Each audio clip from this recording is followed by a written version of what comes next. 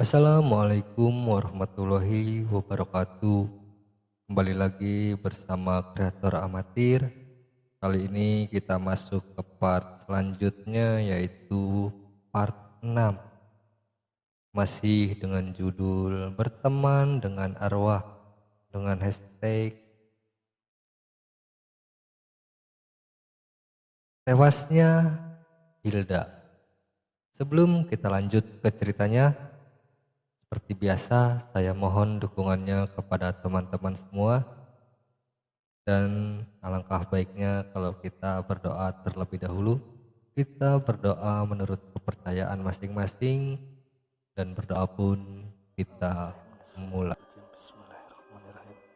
Allahumma inna nas'alukal salamatan fid din wa afiatan fil jasad wa ziyaratan fil ilmi wa barakatan di rizki wa taubatan qablal maut wa rahmatan indal maut wa maghfiratan ba'dal maut. Allahumma hawin alaina fi syakaratil maut wan nazata minnan nar wal afwa indal hisab.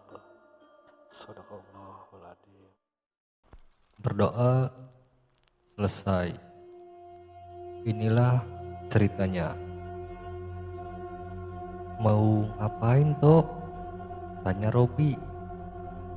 Kita bunuh saja dia. Jawab Karto tenang. Maksudnya? Tanya yang lainnya serempak. Kalian mau kalau dia buka suara tentang apa yang sudah kita lakukan? Jawab Karto kesal. Akhirnya yang lainnya pun tidak ada yang menjawab lagi. Mereka semua mengikuti apa yang dikatakan oleh Karto. Akhirnya mereka berlima memasuki gubuk itu kembali dengan membawa beberapa alat untuk menyiksa dan menghilangkan nyawa Hilda. Dalam keadaan yang tidak berdaya, Hilda tidak bisa berbuat apa-apa selain meratapi dirinya yang tinggal menghitung detik itu. Setelah kartu CS masuk, diraihlah tubuh Hilda yang sudah terkulai lemas. Dengan tanpa rasa kasihan, Karto mulai melayangkan tinju ke arah perut Hilda sampai Hilda terlempar dan sedikit mengeluarkan darah di mulutnya. Tidak lama disusul oleh teman-temannya dengan berbagai perlakuan. Ada yang menginjak tubuh Hilda, ada pula yang menendang tubuh Hilda. Karto yang melihatnya hanya tertawa senang. Lalu Karto mengambil sebuah bambu yang sudah diruncingkan dan kemudian ditusukkan tepat ke arah perutnya. Setelah tertancap, Karto pun mencabut bambu itu dan kembali menusukkan ke alat kelamin Hilda sampai Hilda kehilangan nyawanya. Tepat saat sukma Hilda keluar dari raganya, Hilda pun menatap kelima orang itu dengan tatapan tajam. Dan Hilda pun menatap raganya dengan tatapan yang tidak bisa diartikan. Ada rasa sedih dan ada rasa marah karena Hilda tidak bisa menjaga diri dan kesuciannya. Hingga kelima pria itu mulai membawa jasad Hilda yang sudah tidak bernyawa itu keluar dari gubuk dan membawa jasad Hilda ke suatu tempat. Sedangkan Hilda masih terpaku di tempat itu melihat jasadnya dibawa oleh mereka berlima. Sedangkan Karto yang membawa jasad Hilda terus tertawa di kegelapan malam. Singkat cerita, mereka pun sampai di suatu tempat lalu membuang jasad Hilda ke sebuah sungai yang kala itu arusnya sangat deras. Sedangkan Sukma Hilda masih berdiri di gubuk tersebut dengan amarah yang tidak bisa digambarkan. Aku akan cari mereka semua sampai ketemu.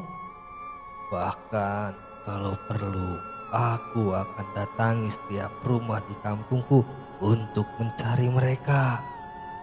Mereka harus merasakan apa yang aku rasakan, ucap Hilda dengan amarahnya. Kini dendam Hilda sudah membara untuk menuntut balas. Di tempat lain, ah, sial, kenapa aku menjadi seorang pembunuh? Ucap Asep sedikit berteriak.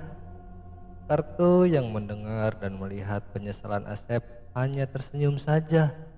Sedang yang lainnya hanya menunduk dan menyesali apa yang sudah mereka perbuat. Karena mereka sadar kalau perbuatan yang mereka lakukan itu salah dan mereka baru pertama kali melakukan semua itu. Berbeda dengan Karto yang sudah berulang-ulang kali. Bagaimana kalau mayatnya ditemukan warga kita, Tok? Tanya Asep. Kalian tenang saja. Mayat dia sudah hanyut terbawa derasnya aliran air ini. Aku yakin dia pasti keluar dari desa ini dan kita aman. Jawab Karto tenang.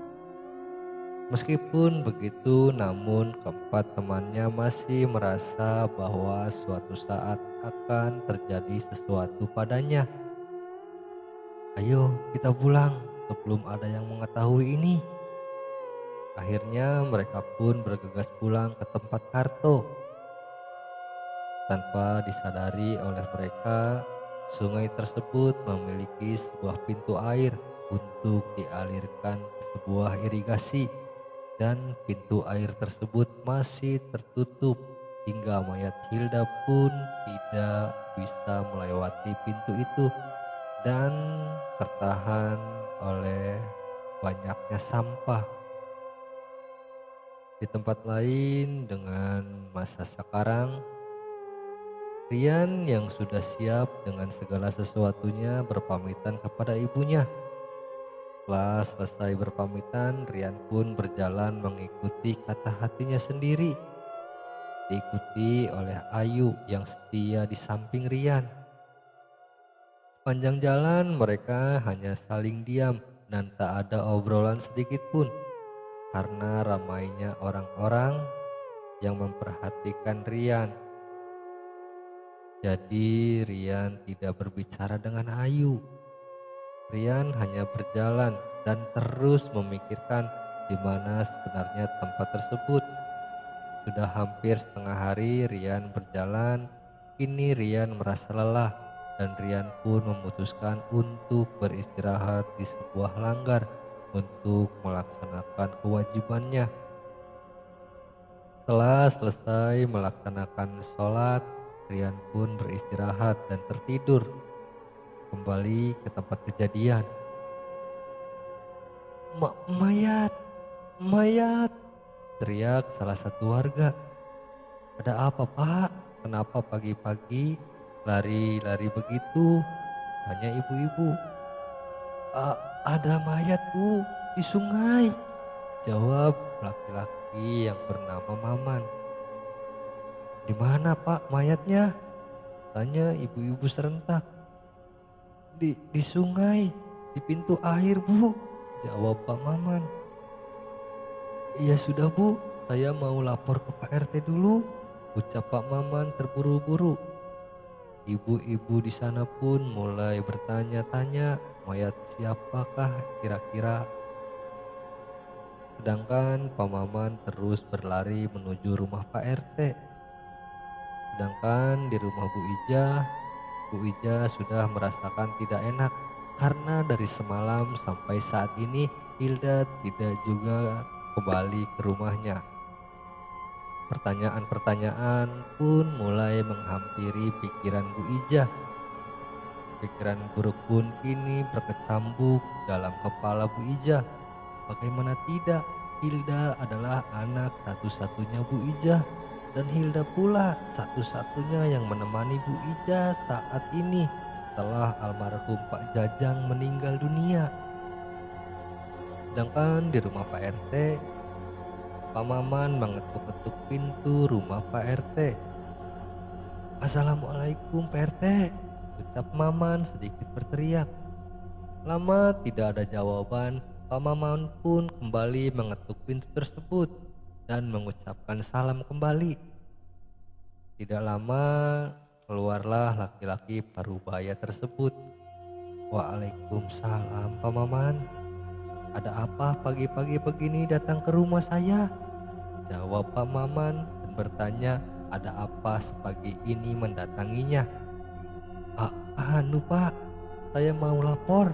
Saya menemukan mayat di sungai dan nyangkut di gundukan sampah di pintu air, jelas Pak Maman. Pak RT yang mendengarnya sontak kaget dan bergegas mengajak Pak Maman untuk memastikan mayat siapa. "Ayo Pak, kita ke sungai," ajak Pak RT. Lalu mereka berdua bergegas ke sungai. Di jalan, Pak RT dan Pak Maman berpapasan dengan warga. Warga yang heran dengan Pak RT dan Pak Maman penasaran dan mengikuti mereka sampai di sungai.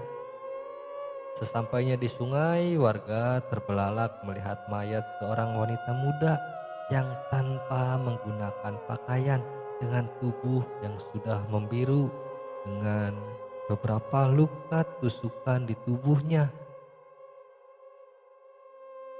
Lalu Pak RT pun mulai mendekati mayat tersebut dan saat itu pula Pak RT mengenalinya. Siapa mayat tersebut?